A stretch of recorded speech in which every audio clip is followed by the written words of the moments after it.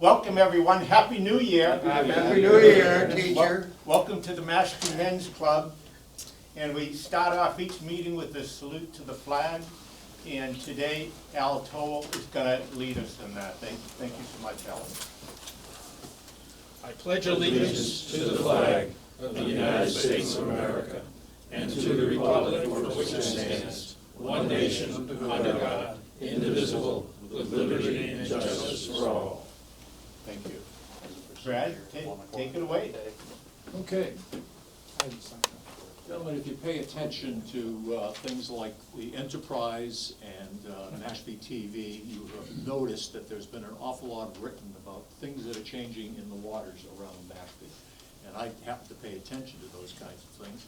And so I said, wait a minute, there's a lot of change. I've been shell fishing for probably 20 years here in Mashpee, and I said, wait a minute, things are going to be a little different. Before I'm going out this year, I think I need to know a little bit more of what's changing in our waters around Mashpee.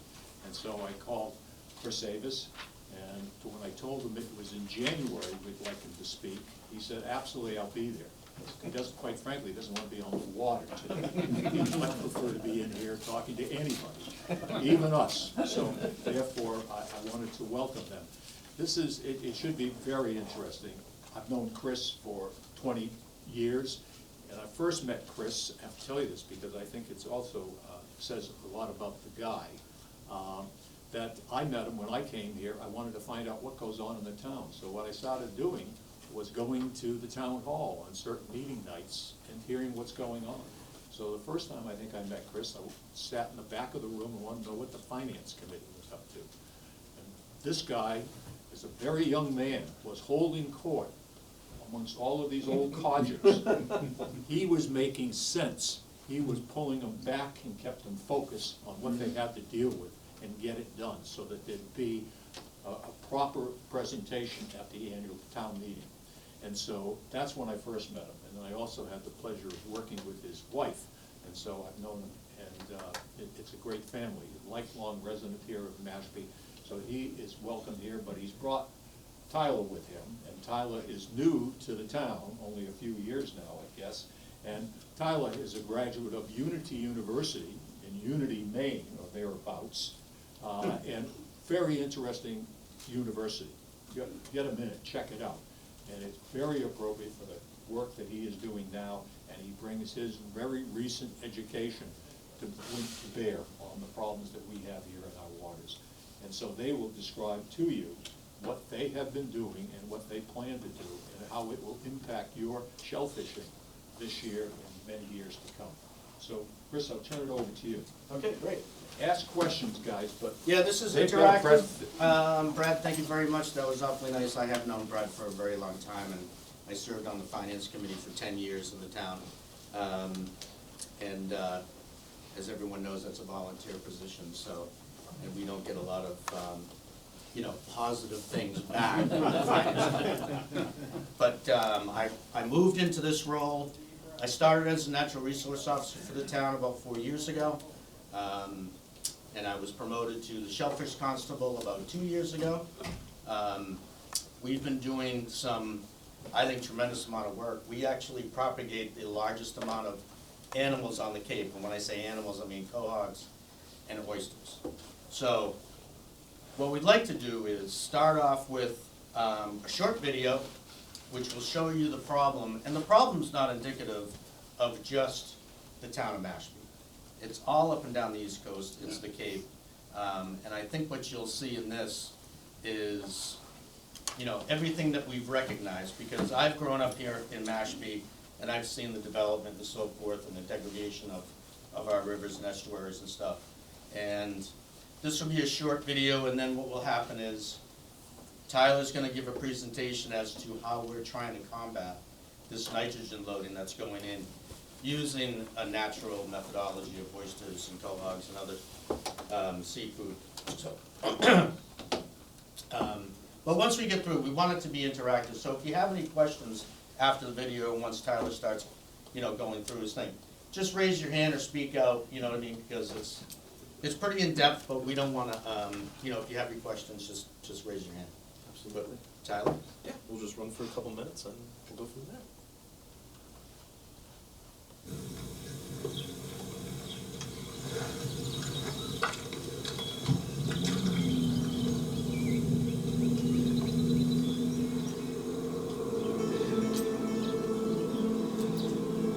I've been coming to the Cape for about 40 years now.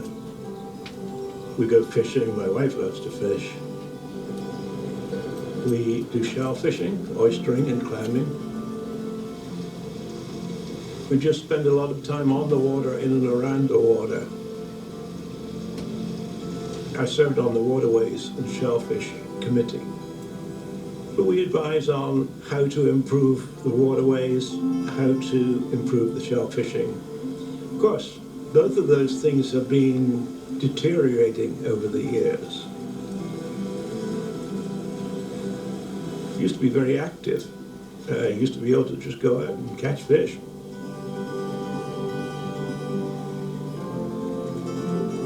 It's called Bass River because the striped bass would come up here. One time the beaches would crawl with lobsters. I mean, there were native oyster beds all over. If you wanted to eat, you could literally go and pick it up off the beaches. If you look back at some of the old photos, you'll see that there weren't even houses along the riverbank. Now, all the houses around here, bordering the river, have septic tanks. So what happens then is that the overflow from that eventually ends up in the river. And it creates algae growth, which is detrimental to shellfish. It's so sad that we should just damage the place where we live. We will lose the things that make Cape Cod, Cape Cod. And if we lose that, we're nothing more than just a pile of sand. Honestly, I think that's probably a perfect time to cut that off, so thank you, Liberty Mutual. Liberty Mutual. If for anyone who's interested, Operation Restoration Oyster, it's a YouTube, short 15-minute video on YouTube. It's super well made. I highly recommend anyone who peruses YouTube and stuff to watch it all the way through. It is a very insightful and just honestly really well put together coverage of just nitrogen pollution on Cape and what is going on and how across the board how people are handling it. But we'll turn on over to our little presentation here. So we'll just go through introductions once more. Chris, who's introduced himself prior, if you want to give another word on who you are. Shellfish Constable, as you know. My card's up here too, so our website is Department of Natural Resources, Town of Mashpee, so if you ever have any questions and so forth, grab my card, call me anytime. There's a cell phone on there. I pretty much monitor 24/7. But go Yeah, ahead. absolutely. So if it hasn't been clear yet, I'm Tyler Grady. I'm the Shellfish and Water Quality Technician for the Mashpee Department of Natural Resources. I work directly under Chris, spending most of my time helping with the shellfish propagation program for the department, as well as doing a lot of the water quality testing, sampling, and monitoring for the town through a number of different programs and samplings that we do. So that's my little profile, and unfortunately we don't have the seasonal crew because they're all at home staying warm, but this is our previous seasonal crew from this past year. We wouldn't be able to do what we do throughout the spring, summer, and early fall without this 6-man crew of 20-something-year-olds who put in a lot of work and effort to do a lot of the manual labor that is required of this job. So a little shout out to them for how they help us out throughout the season. So I guess I'll start this presentation off with just a little bit of quahog and oyster. What's the difference? Because as the Shellfish Division, we primarily focus on propagating quahogs and oysters, which I'll go into why we do that and how we do that. But for those of you who don't know, and if you do know, you can cut me off at any point, but quahogs and oysters are bivalves. They're a shellfish that is on a hinge, 2 shells. Their quahogs are a type of hard clam, so they have a very hard shell, and they're sessile animals, meaning that they don't, once they're in the water, they kind of stay in one place. They'll move around and such, but they won't travel a lot of far places like scallops and other mobile shellfish do. They feed through a siphon like most shellfish do, and similar with oysters. Oysters are also a hinged sessile animal. However, they reef and stay stationary on themselves and rocks and other hard substrates.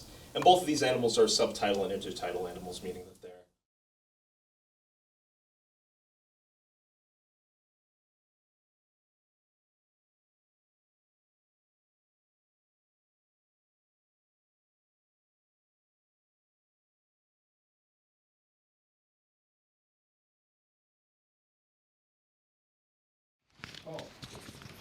So, we unfortunately don't do any shellfish propagation for scallops. No, absolutely, because that. You guys can actually hear me and record me. We don't participate in scallop propagation. There's a number of reasons why we're not pursuing that at this time. It's definitely on our plate for something that we want to consider in the future. Part of it is the water quality, lack of eelgrass, lack of habitat for them. As much as we want to propagate scallops and continue to supply that into our waterways, we don't want to take that step until we can solve our problems with water quality first. Not to say that it's not going to happen in the future, but there's a couple boxes we want to check and research more before we take that step forward. Yes? So specifically, what is it that they eat? So cohogs and oysters, they eat a lot of different microalgae, so blue-green algae. They eat diatoms, they eat a lot of phytoplankton. So there are a lot of microscopic organisms that you would have to look under a microscope to see. Those are plentiful in our waterways. Honestly, you can tell when the water is full of them. If you look at the water this time of year, how it's really clear, you can see right through. There's a lack of that stuff in the summer. You can't see through the waterway. Half of that is there's just so much food in the water for these animals. Any other questions, comments, concerns? Awesome. So we'll move. Oh, don't go sleeping on me now, please. So what do we do? So as I've mentioned before, we primarily focus on our shellfish propagation being cohogs and oysters. So what that means is that we purchase seed from a couple different distributors. We get some locally from ARC, which is based out of Dennis, Yarmouth, Cape Cod Oyster, which is Dave Ryan in Falmouth, and then we get a couple places from Jersey as of the past 2 years. So we've started buying seed down there just to kind of broaden our spectrum and sample the pool and see different quality material we can get. But we'll purchase oyster and quahog seed at, as you can see here, the 3 to 4 millimeters and 4 to 6 millimeters. They're really small, like they probably about a quarter the size of your pinky nail. And we'll hold on to them through the season. We'll grow them and such and see kind of the process of where they go. Oysters will add to our fisheries at 2.5 to 3 inches, and then the quahog seed down here goes from 3 to 4 millimeters, anywhere from about 20 to 25, and as they sit and grow in their natural habitat, they can get anywhere up to 2, 4, 3, 4 inches before people start to harvest them. So we gotta go from these little small guys here all the way to the chowders that, not in our house, but the chowders that you guys might be digging up out in the wild.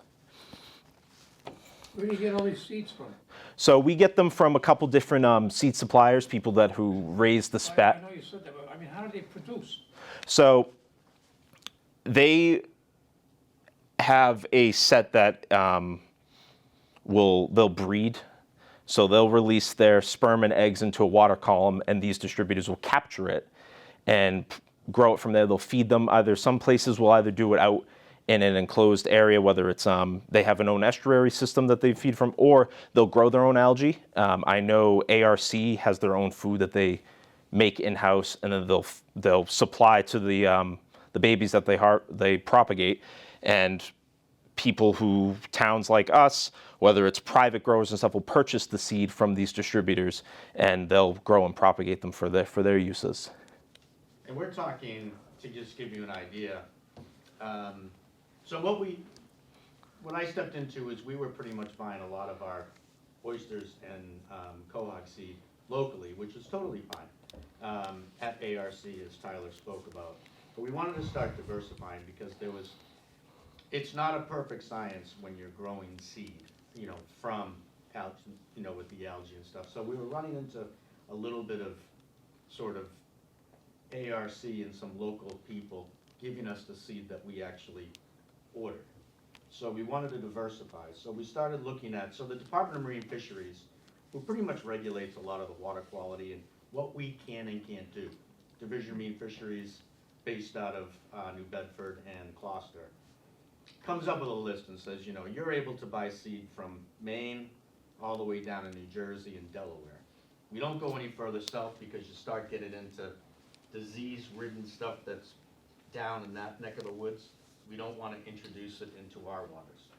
So we started to look around for the past year. I think it was last year we started, and this year we're gonna start again, or do it again. We've ordered, last year we ordered 3 million quahog seeds from New Jersey, all the way down as far as Atlantic City, Clam Daddy and this other people down in Englewood. I'm not going to remember from where. Bay Farm. And these people have been doing this for years. Now, what they've typically done in the past is they're growing in estuaries and stuff, and they're growing to the point where they're harvestable size, and they're selling them to restaurants, whatever, all across New Jersey, New York, and that whole area. But we're getting the seed from them early May, June, give or take. I'm literally driving down in a truck with a cooler on the back. I drive down the night before, stay over at a cousin's house who happens to lives in Jersey. Wake up at 4 o'clock in the morning, drive another 2 hours south. They load me up, and then I drive 7.5 hours home, and then we start growing them to the point where it gets into, you know, the 25 millimeter. We can release them into the wild. You had a question? Yeah, what's the percentage of your total propagation oysters and quahogs? It varies. It's a good question. So, when I took over, the previous constable focused a lot of his efforts in propagating oysters, which is good. They're a filter feeder. But we began to run into a little bit of a glut.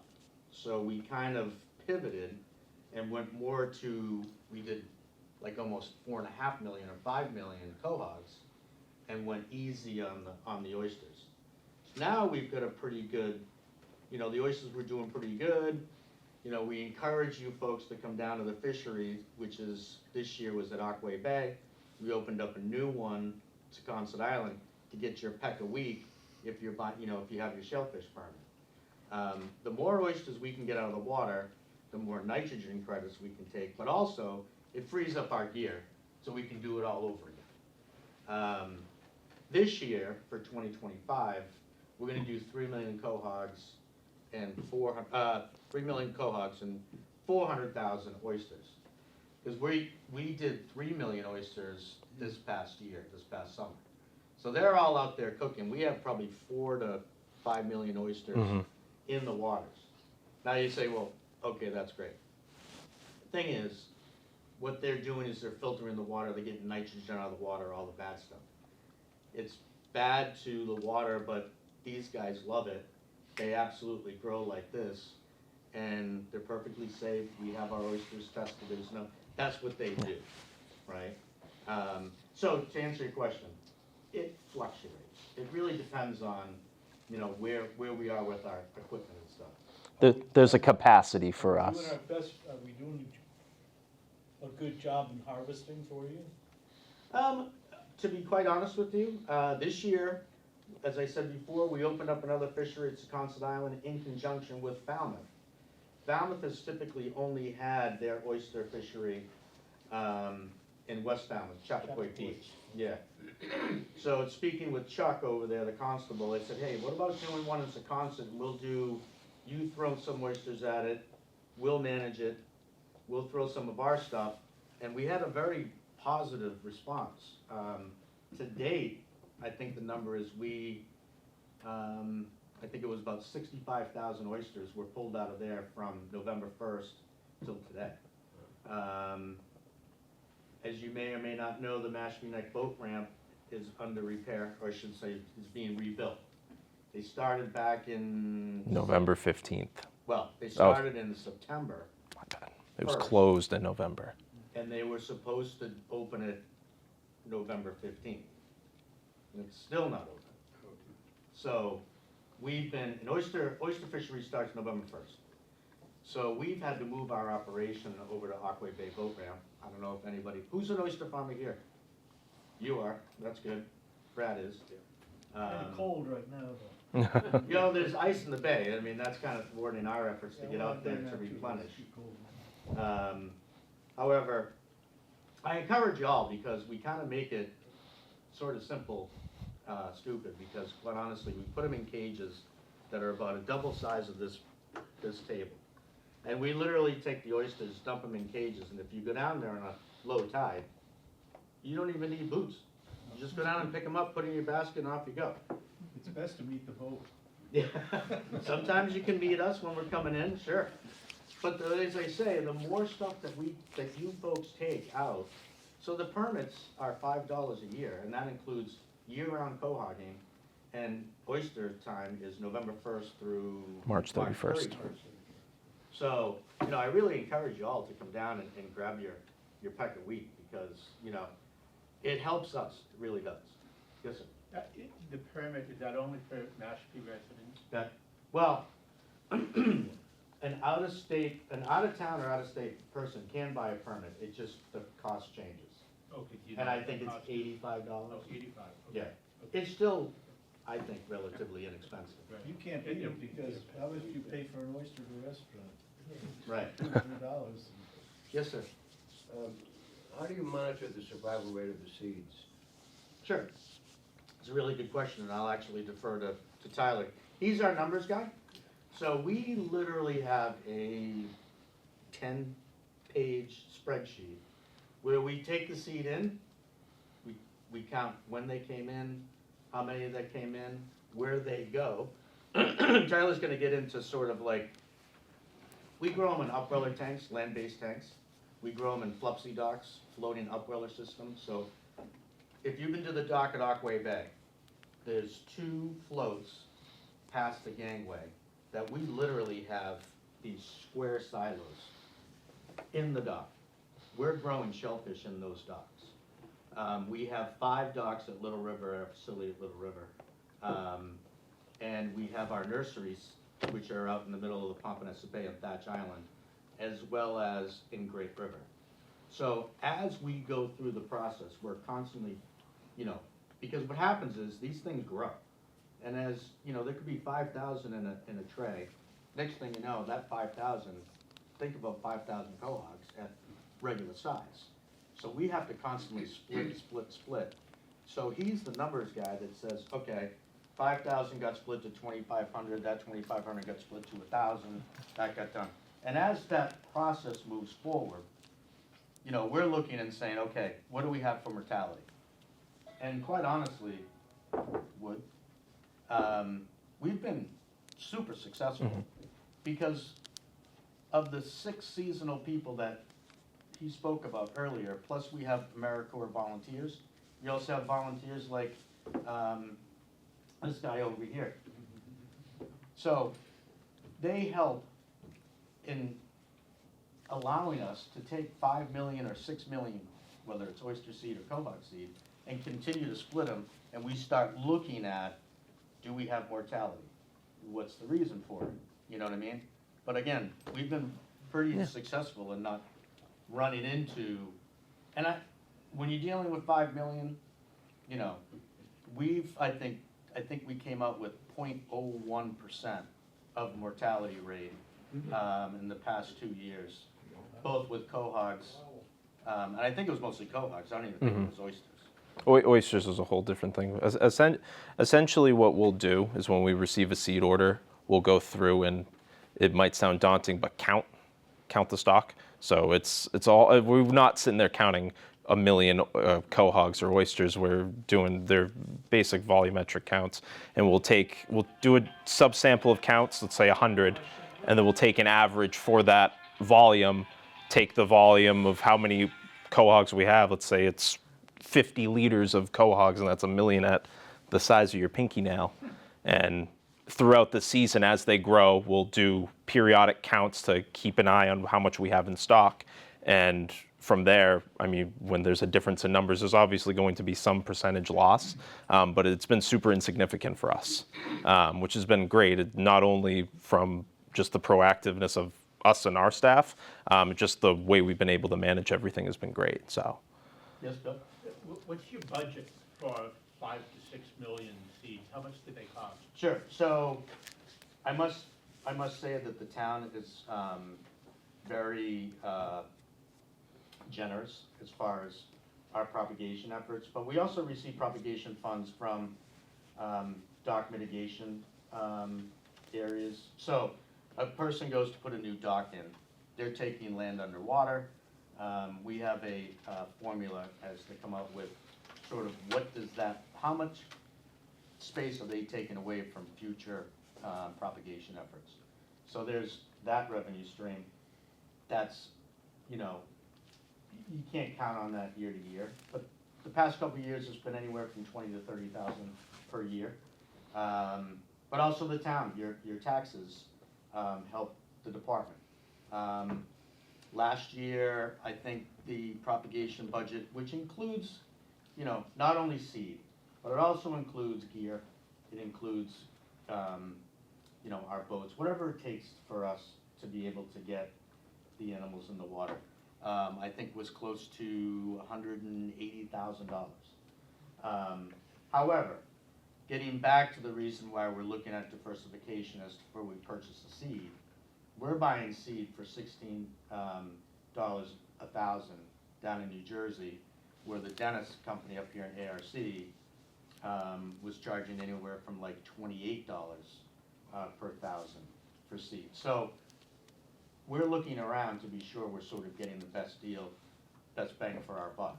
To answer your question, again, it fluctuates. To this gentleman in the back, how do you know how much seed you're gonna get per year? Oyster seed's a little more expensive than quahog seed, and vice versa. It depends on the year, so it's constantly sort of in flux.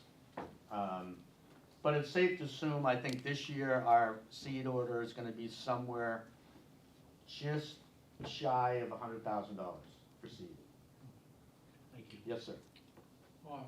The seed producers, they have stock in-house permanently, more or less, to produce the seed? I mean, they're maintaining a parent stock, right? Exactly, so that's how they're able to continuously provide seed for other parties and distributors and so on and so forth. Some of them culture algae and some of them pump water in. Exactly. So some of them use systems similar to what we use in our propagation efforts. I think the people down at Bay Farm, they use a raceway system, which is essentially a flat bottom tray with water running through it, and the animals will feed from there and continue that. There's different securities and insecurities with however you provide the food, but some places have the budget to be able to afford and the bright people to actually raise the algae and diatoms that they eat. From the standpoint of water, cleansing the water, which is more effective? Do you know whether the quahog is more effective than an oyster? So an oyster can filter anywhere from 60 to 80 gallons a day, whereas quahogs is a little less. I think they're around 50 to 60. So it's a similar range, but oysters are typically more motivated when they come to feeding and growing and such. So they're filtering through more water, which I will go into how that pertains to the nitrogen mitigation for the town, because it's actually fairly interesting. Our primary mission, so our primary mission is to clean the waters of Mashpee. It's not to grow quahogs and oysters so you guys can go out and grab them, right? That's just the byproduct. So, the whole idea behind this is really, to first clean, reduce, mitigate the nitrogen loading that's happening in our rivers and estuaries and so forth. And that includes Mashpee River, Shoestring Bay, Jehu Pond, and Hamlin Pond. Those are our primary focus, where we're putting all of our efforts to get as many animals in those areas. And then we pull them out of there when they're over 3 inches, give or take. That's when we put them into the fisheries to hopefully get you guys to come down and the residents of Mashpee to take them. Absolutely. So to backtrack a little bit, We obviously get all the different quahog and oyster seeds, but what do we do with them? It's not just getting the seed and tossing them in the water and calling it a day. There's actually a robust systems that we use to help nurture these animals and make sure that they can grow properly and be able to do what they need to do for us. So we utilize a varying different number of systems. We have on-site systems, so actually in the water systems, and then our land-based systems, which we'll cover here. So we've got a couple different ones. So we have upweller tanks, or 2 upweller tanks, and then our FLUPSI systems. FLUPSI stands for floating upweller system. So it's essentially the same idea of what a land-based upweller system is, just floating on the water and can be low profile in docks. This just allows us to have a more wide range of where we can propagate and have more systems so we can continue to propagate at the level that we're at now. Our upweller systems are essentially 2 large PVC fiberglass tanks that have 22 silos in each of them. They're those round PVC containers that have mesh at the bottom to allow water to protrude through. The way these systems work is we have pumps that bring water in from Little River, pump it up through them into the tanks, and it fills in from the bottom. Upwelling, meaning that all the water, oxygen, nutrients, all the food that they eat comes in through the bottom to the top of the silo and then filters out through the center raceway there, as you can almost clearly see down here, and it'll drain right back into the river. Similarly, the FLUPSI systems do it without the need of water being transported to them. Since they're floating in the water, these square silos here with mesh at the bottom, water is already filling into them. Water gets pulled out into a center trough that's hidden in this dock here, and through 2 ice eater pumps that'll essentially shoot the water out through the trough, getting continuous flow in there. So all the animals in there are constantly getting oxygen, they're constantly getting nutrients, so on and so forth. We primarily raise our quahogs in these systems. However, when we do get our oyster seed at the beginning of the season, we've typically gotten a little earlier, so we have these systems ready. So we'll start our oysters off in there to kind of give them a jump start, a controlled area where we're able to monitor them directly almost 24/7 and kind of get an idea of how fast they're growing, or if there's any issues with the stock, whether or not they're not doing well, get to really almost baby them for a couple weeks before we transfer them to our grant site locations. So primarily we have oysters in these systems. We utilize a varying degree of floating gear, bottom gear, and there's a whole process for how we do oysters. So if they're not starting off in our upweller or FLUPSI systems, we'll start them off in our bottom and floating gear systems. So we have 2 grant locations in Mashpee Water. So we have one in Papaneset Bay, and we have one in Wacoyet Bay in the Great River proper. These sites, we have a plethora of bottom gear, which are essentially these condo cages, if you can see them here. They're 2 to 3 slots high, and they're these bags that we put oysters in. And what we'll do here is we'll put a low amount of oysters into these bags. They'll stay on these sites and they continue to feed in enclosed spots, one to protect them from predators and keep them in a contained area. They'll grow, they'll spend their time there. Similarly, we're starting to transfer over to floating gear, which are these on top of the water. They almost look like pontoon boats. They're similar design to these, except that they float on the surface. And the reason why we are starting to utilize more floating gear is that, if some of you aren't aware, the bottom sediment for a lot of Mashpee's upper river, upper estuary areas is degraded.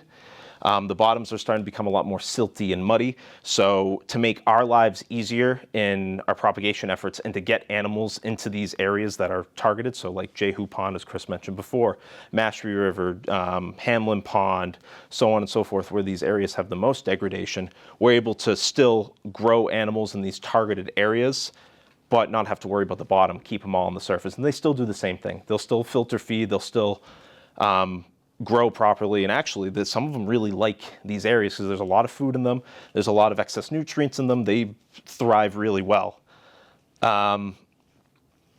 as oysters grow, there's a little bit more work that we have to do into them than cohogs. As the animals grow, they're going to outgrow their containers. So what we have to do, and one of the big things that takes up a lot of our time, is splitting, sorting, tumbling. We're spending a lot of time with machines like our tumbler here, which essentially will grade the oysters. So we'll like to keep the animals of like size together because they'll actually won't outcompete one another. For 1-inch oysters with a bunch of other 1-inch oysters, they're going to be growing and feeding at the same rate compared to a 2-inch oyster, which would typically outcompete them because they're a little bit older, they're a little bit more robust and developed, so they'll want to keep the animals like size together. Exactly. So we use these systems. The tumbler not only helps promote good shell growth, it breaks off a lot of the loose shell. You'll get that nice cup that you see in a lot of these like restaurant style oysters, which actually is really good for them, help to build a nice strong sturdy shell, whereas typically the flatter ones are a lot more brittle and such. Part of this process helps promote them to grow, but the big thing is keeping them at like size. So when we do split these bags, all the animals that are like size will stay together and at a nice low density where they won't be out competing one another and harming their growth. We do. Oh yeah. Sorry. How long does it take from seed to harvest? So for oysters, it can typically take anywhere from a year to 2 years. We've actually had a fairly good turnout in some areas where we've been able to get stuff to the 2.5-inch mark within 6 to 8 months, which is huge. If we can put them in an area where there's a lot of food and the water quality element does play a lot into it. We don't, in areas where there's less oxygen depravity, the animals will survive and do really well. So we've had a lot of success, but typically it can be anywhere from a year to 2. We will hold on to a lot of these oysters for a year to 2. Hence why we don't want to keep taking on millions of oysters, because if we take on 1 million every year and we're not getting rid of 1 million, we're going to start going from 4 million to 5 million to 6 million in stock. And fortunately, as much as I would like to say that we can manage 6 million oysters at once, I think we would need twice the level of staff that we currently have in order to do so. Cohogs, on the other hand, are a slower animal. We get them to about the size of a quarter, and I would suggest that that's going to take at least 2.5 years to get to the point where they're probably legal size little necks. Mm-hmm. They're a lot more particular. They react heavily to the quality of the water and just their conditions. In our systems, if we're not on top of cleaning them or splitting them, they just will stop feeding because they're not happy with their conditions. Hence why They're finicky. they are finicky. I love them, but sometimes they're just a pain in the butt. But as Chris was saying, our goal is to get them to a point where we're not holding on to the cohogs year round. And if we are, we're planting them under nets if they're not broadcastable size, which I'll continue to explain here now. Our goal is to get them to anywhere from 20 to 25 millimeters, which is about the size of a quarter.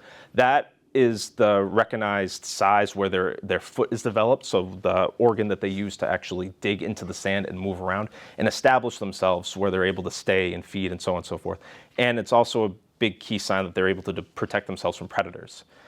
If we're putting out seed that's undersized, there's a higher risk that, one, they're not going to survive because they're not able to dig into the sand and protect themselves from predators, and 2, they just might not be able to compete with anything else that's out there. Because there's natural set cohogs out there. They can get out competed with. But that 20 to 25 is our goal from May, early June, when we receive them, to anywhere from early October, depending on the weather, maybe early November. So that 6 to 7 month period is our goal to get them that size. And for the most part, we've been successful in that. Working with high volumes of cohogs can be difficult at times because we have a limited amount of space in our land-based systems and our FLUPSI systems, as I was describing before. Once they start to get to that size, they take up a lot more room. So that 3 million cohogs that we've had in the past that can fit in 5 FLUPSI docks, 2 upwellers, and maybe a couple of other trays that we utilize, Now they're double, triple the size and taking a higher volume of space. So those animals that we can't broadcast at the end of our season will plant under protective nets. And in the year prior or 2 years prior, we'll dig them up and broadcast them out, similar to what we try to do at the end of the season. Yes, sir. Recognizing that your primary goal is nitrogen, people are taking these. Do you have any problems with coliforms or things like this? So fecal coliform is definitely a issue that we run into in our waterways. However, the Department of Marine Fisheries does test our waters and our open areas and closed areas for shellfishing for fecal coliform, and they're really proactive throughout the summer season to inform us whether or not there is high levels of fecal coliform in the water. And in the past few years, we haven't had as many issues. I think we might have had one prolonged closure in Mashpee Neck Landing. Yeah, not last year, the year before.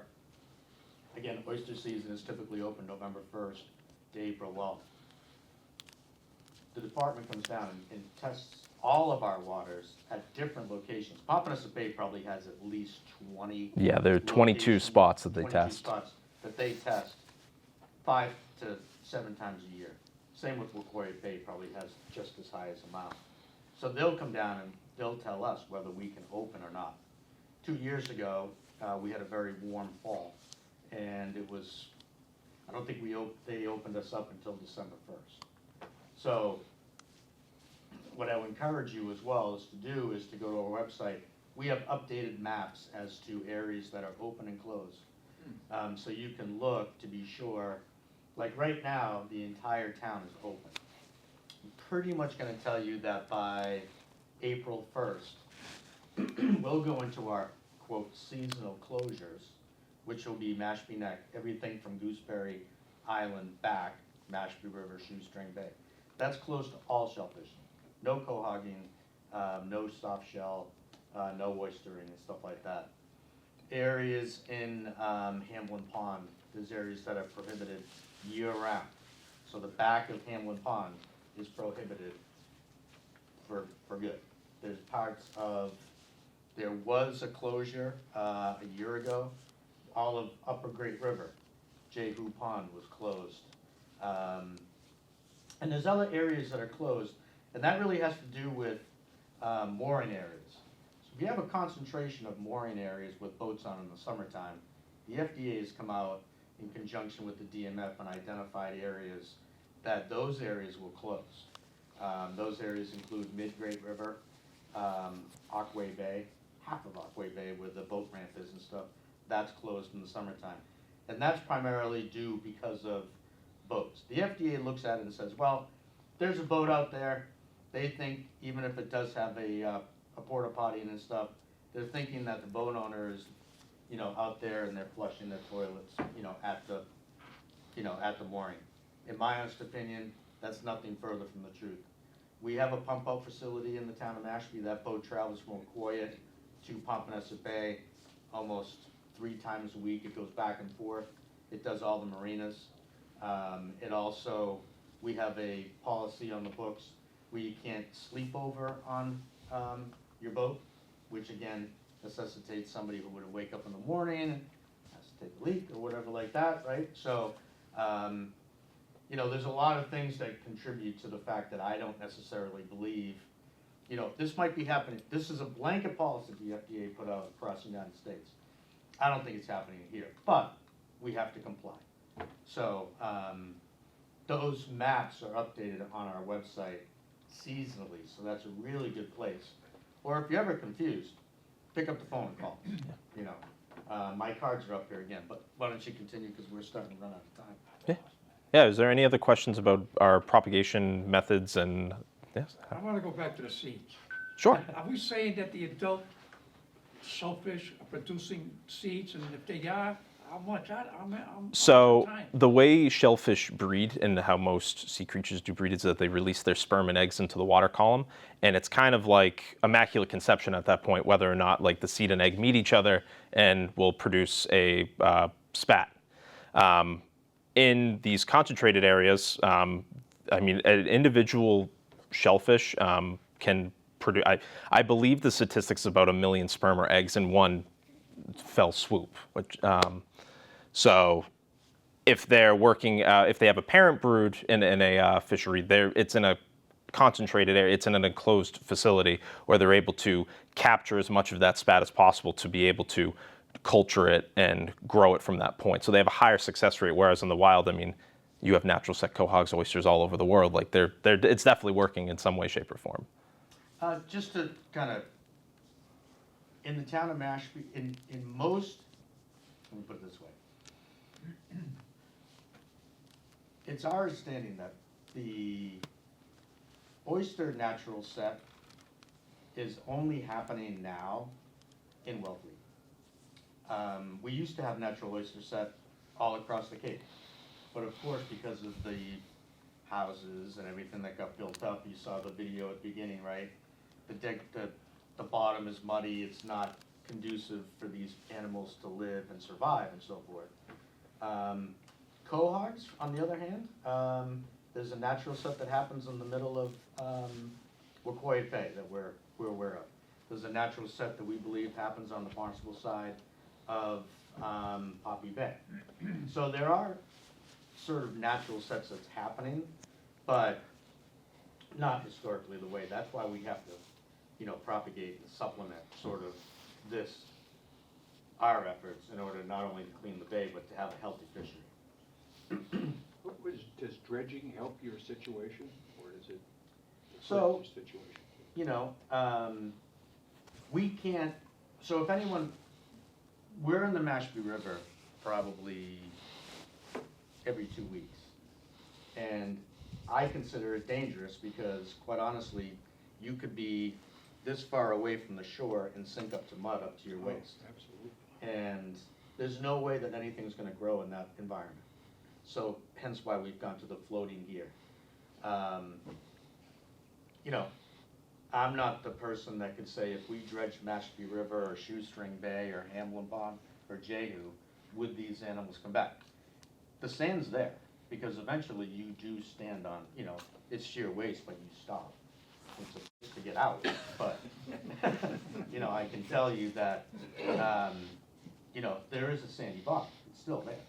So if we were to, you know, if we had the blank check and pulled all the mud out of Mashpee, right, and did something with it, I don't know what you do with it, right?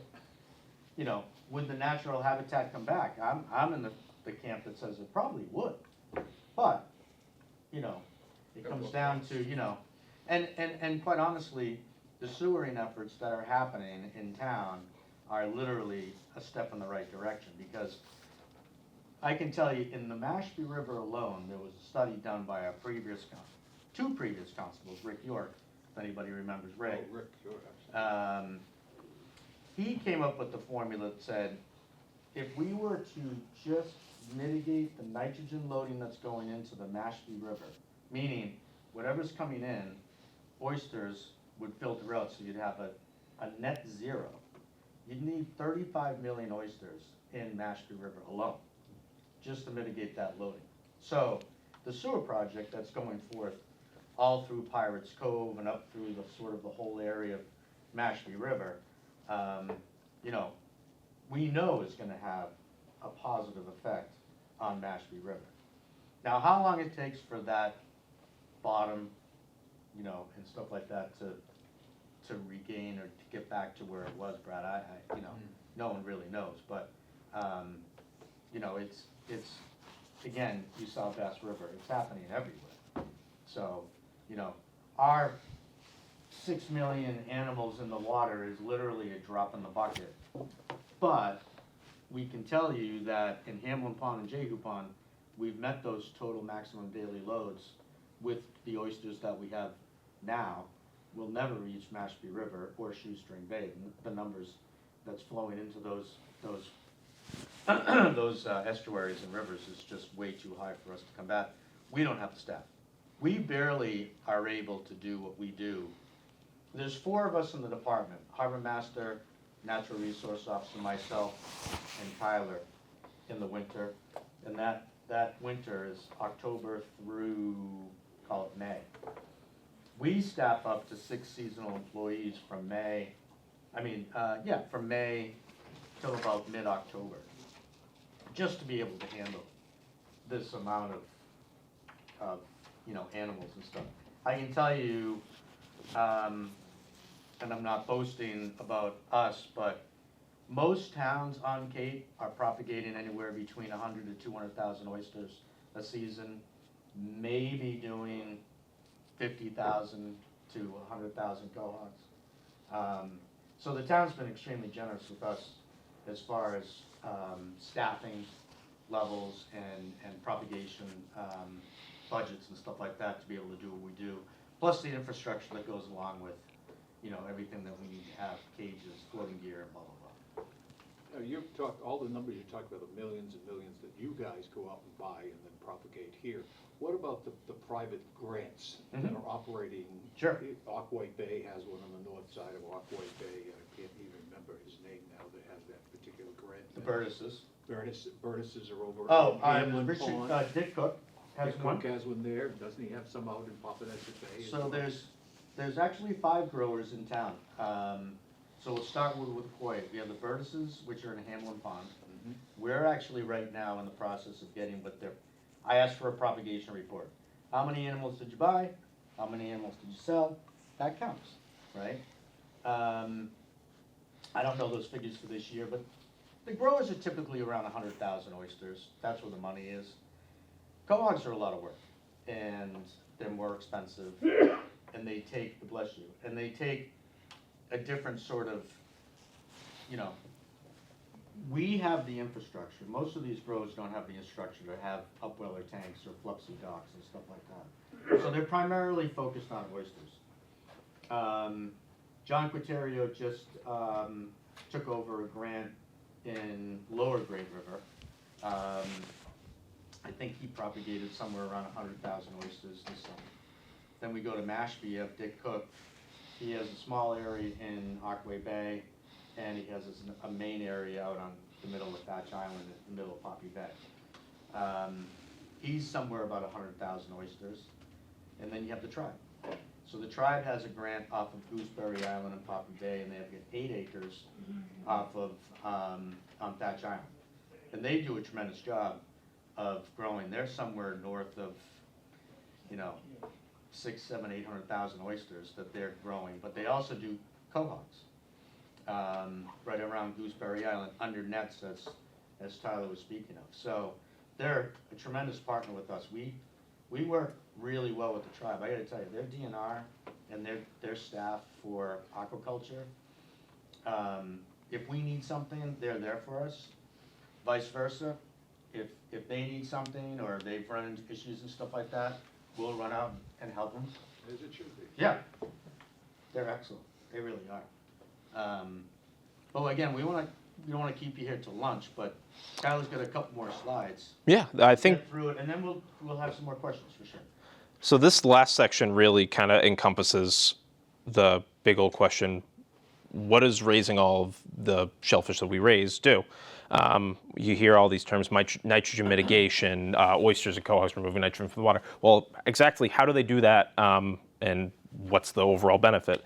So not to go into like the whole super sciencey part of it, but essentially all the inorganic nitrogens that are into the water, whether it's through septic leaching, whether it's from excess fertilizing in the lawns and such, however that nitrogen gets into the waterway, it essentially is processed in through phytoplankton and through little algae and other particulates and stuff that these shellfish feed on. So when they take in water in through their siphons and they're actually filter feeding to get all the phytoplankton, diatoms, so on and so forth, they are processing a part of nitrogen that is within those microorganisms as well. And it is processed through the shellfish through the denitrification process. So as they're feeding, this nitrogen gets processed from an inorganic and into an organic nitrogen and is stored into the shell and tissue.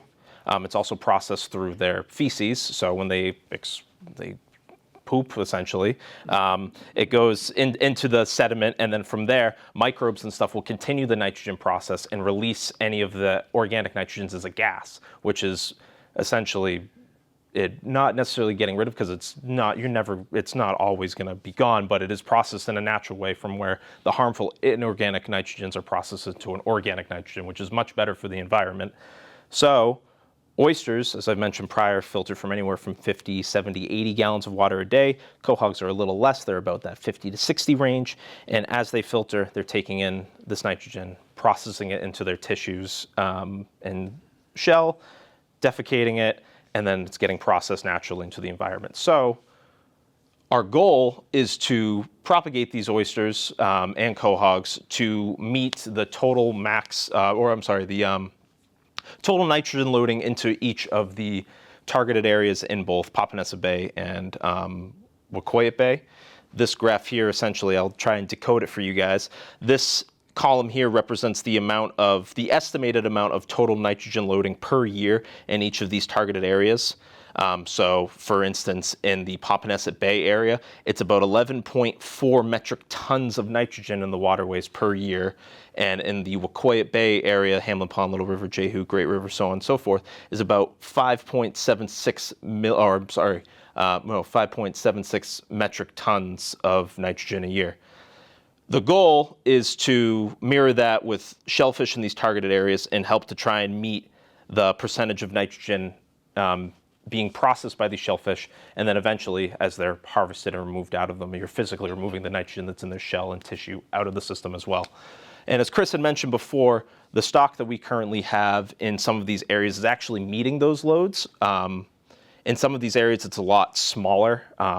For instance, Mashpee River alone is 5 metric tons, whereas Aquay Bay is less than 1 metric ton. Little River, where's the one that I actually want to look at that's 100%? Great River is just about 1 metric ton.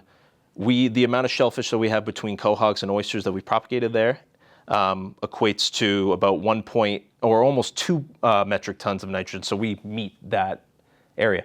So we want to continue to propagate in these targeted areas to try and meet or get as close to that number as possible. As Chris had mentioned prior, there's some areas that are that will still continue to propagate in, but the reality of us meeting that at 100% is slim to none. Any questions from there? As I feel like they might have answered a lot of ongoing questions here.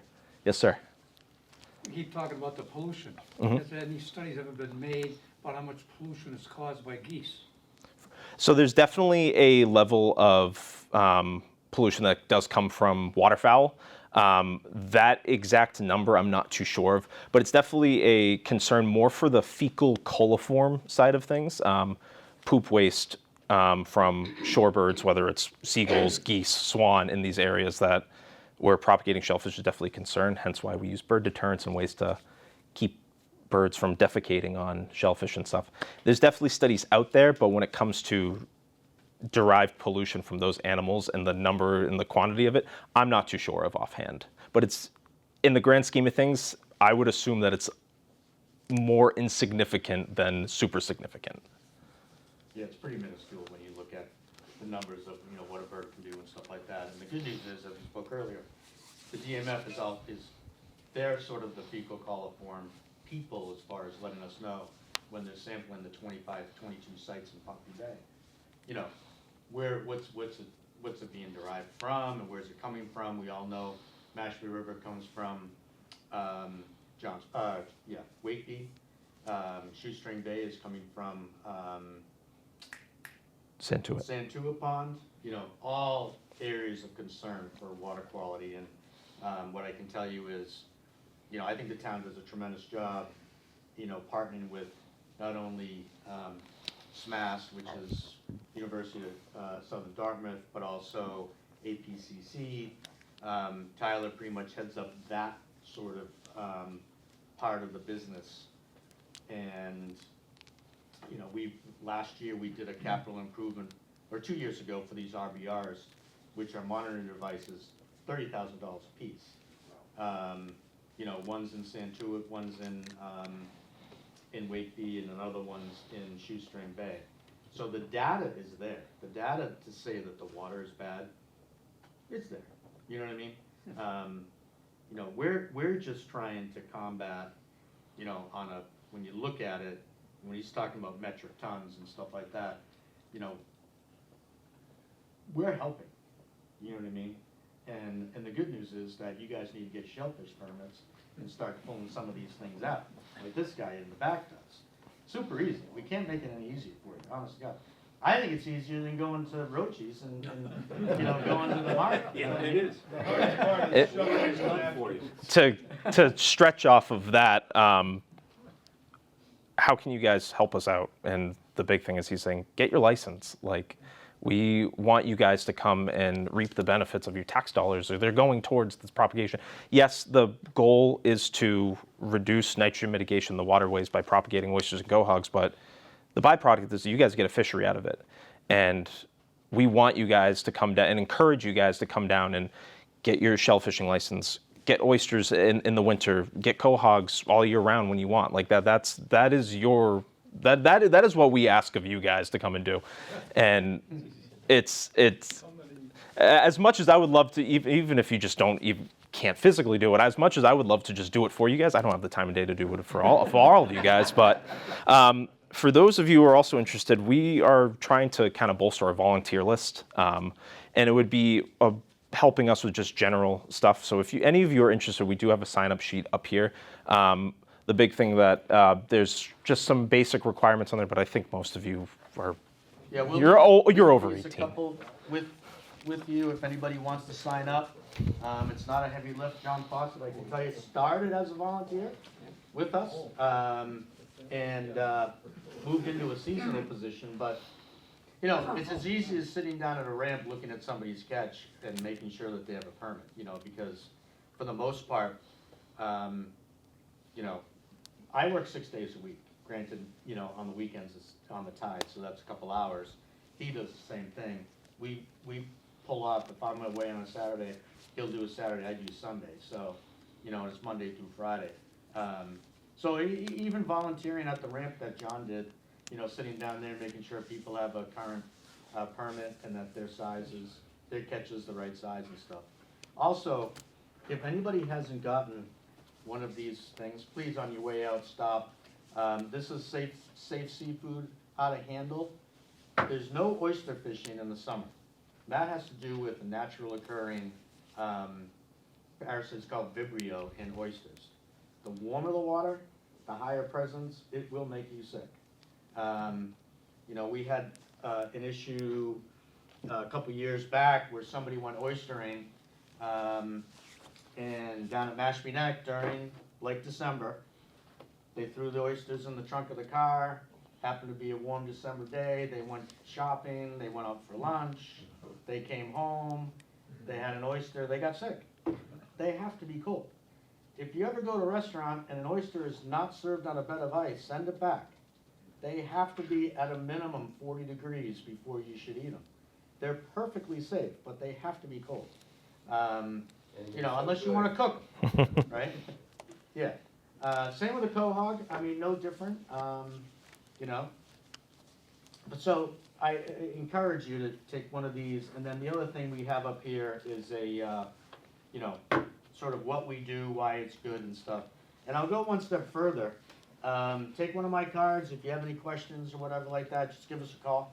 We're readily available. But I know you're setting up trips for the summer. If you guys want to come down and do a summer sort of tour of the operation, I more than, reach out to me. Give us a month or two.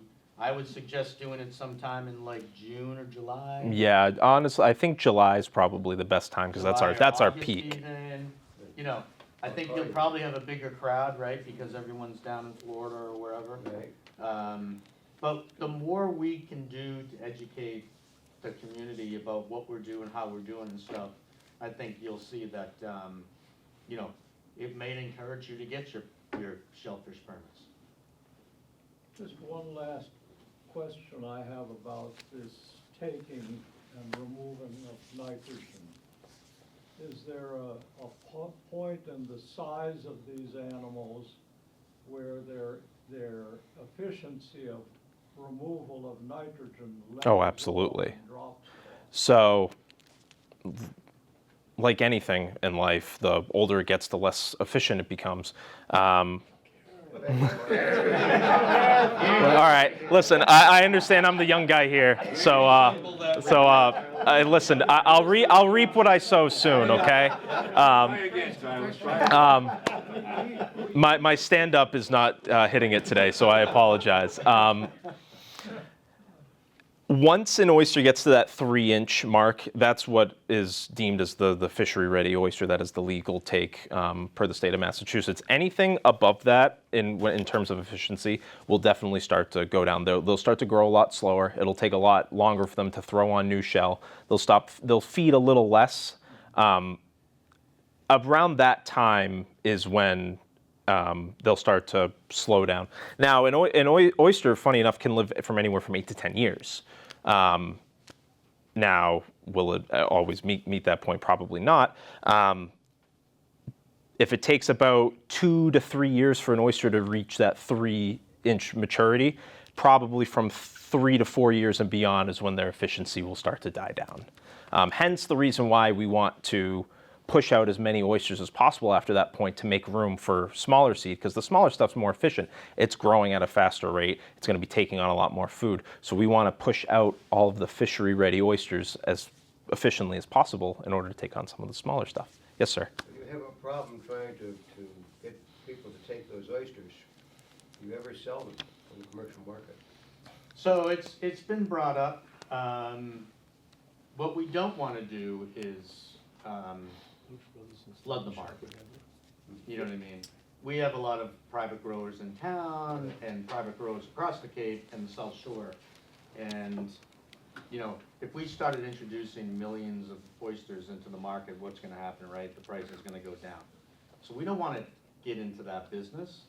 But what we are looking into is selling sort of, you know, if we're buying an oyster at 6 millimeters, which is Tyler brought up, maybe a quarter the size of your pinky nail, we bring it up to about a 2-inch size.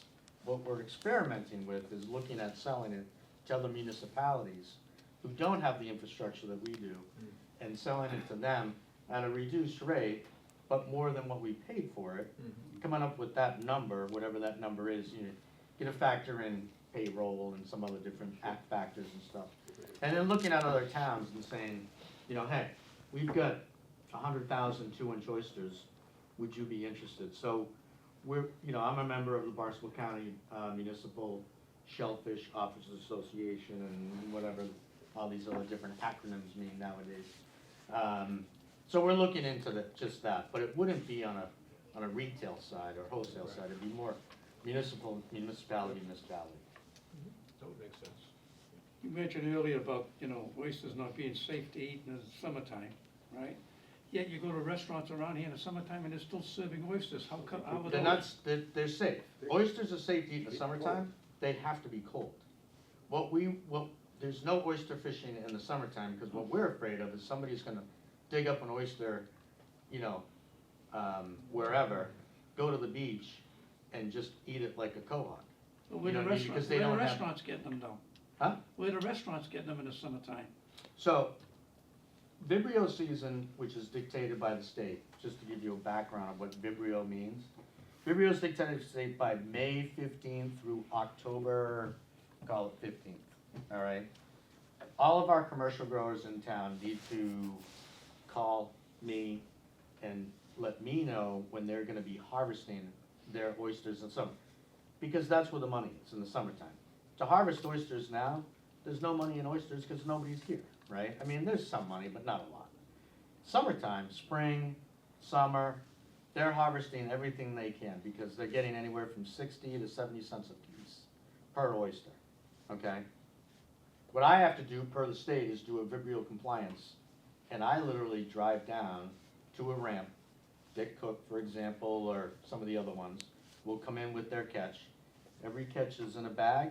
It's got a clear tag on it, where they came from, when they were harvested, what time, and they have to, by the time those things are out of the water, it's an hour to when they either put them in a slurry bath, which means salt water and ice in a tub, or a lot of them what they do is they'll call a wholesaler, North Coast Wholesale, Clan Man, some of these other wholesalers and stuff. They'll come down with a refrigerated truck. I gotta check the temp of that truck, Make sure what is being transferred from the boat are properly tagged, from where, how many, sized, and then from there, they go in the truck, and they have to put ice on top of that stock. So that now brings that temperature of the oyster down, and that tag follows those oysters all the way to the restaurant that you happen to eat. Because if you were to get sick, okay, now you may have heard the situation that happened this summer with a Dennis oyster farmer.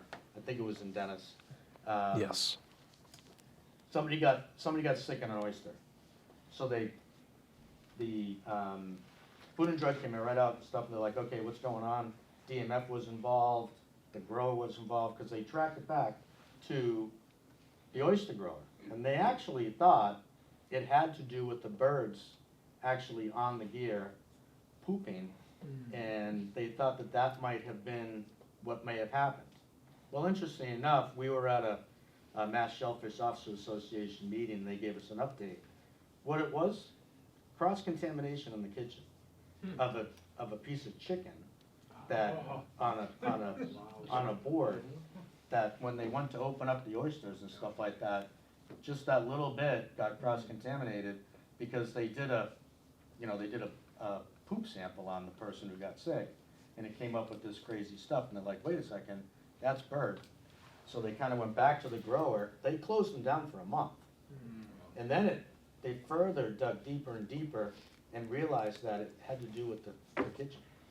So, to your point, I didn't mean to make a long, drawn-out story by it, but there's a lot of safeguards in the summertime to be sure that the oyster that meets your table actually is a safe oyster to eat. Hence why I said they've got to be on ice.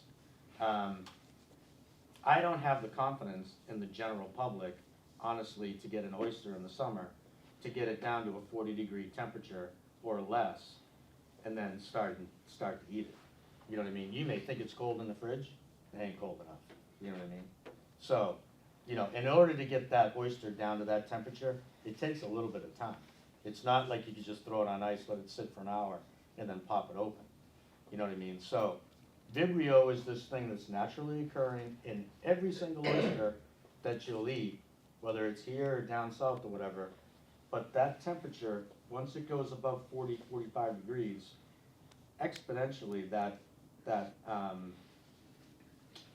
harmful, you know, part of it literally grows to the point where, you know, you're gonna get sick. And then the last thing you wanna do is get sick on shellfish, because I guarantee you, you'll never eat another one again. So you guys working with the oysters on a regular basis, have you gotten to the point where your palate can differentiate as to whether it's a Coit oyster or whether it's a Papaneset oyster or from someplace else? That's a question for that guy. I don't, funny enough, I work with it all the time. I actually don't eat, I don't eat raw oysters, so that's just me. I'll be honest with you. I think the oysters that we have in Mashpee River are some of the best, and I'll explain. In my honest opinion, it's because the water's brackish. It's a little bit of fresh water in there, and not as briny. So there's a pretty good mix. You'd be able to tell us what the, you know, salinity count is. It's somewhere in the 15. Yeah, if comparing it to like Thatch Island in the middle of Papaneset Bay, where it's almost full strength salinity, so it's almost as salty as open ocean. Compared to Mashpee River, it's like Mashpee River is about 50% less salty than it is in Papaneset. So, as Chris was saying, the Mashpee River ones, to his point, are much sweeter, whereas or less briny than the ones that we may be harvesting from Great River. Now, Great River has a you know, not a low salinity count as Mashpee River, but where we have our nursery and stuff and some of the growing areas up there, they're higher salinity counts, so they tend to get brinier. I would suggest, if no one's ever gone, there's a place down in, I guess it'd be North Falmouth, Epic Oyster. By there, have you guys been? Mm-hmm. What a great spot to be able to pick. Usually have at least 4 or 5 different growers that you can pick 6 from and taste different things. And I'll be honest with you, yeah, it's, you know, they're right in front of you. You can really taste the difference. You can tell, I mean, my experience was Neptune oyster up in the north end of Boston. Okay. And there, I mean, I had an argument with it, how come you don't eat some Mashpee? Well, what's a Mashpee oyster? I said, well, you gotta learn, you know? Right. So we got into it with each other, but, you know, I could taste the difference, no Yeah. question. Duxbury oysters definitely taste different than others. And They do, they definitely taste different. Any other questions before we wrap it up? No. Okay. Great, thank you, gentlemen. Yeah, thank you guys very much. We appreciate your time. Thank you.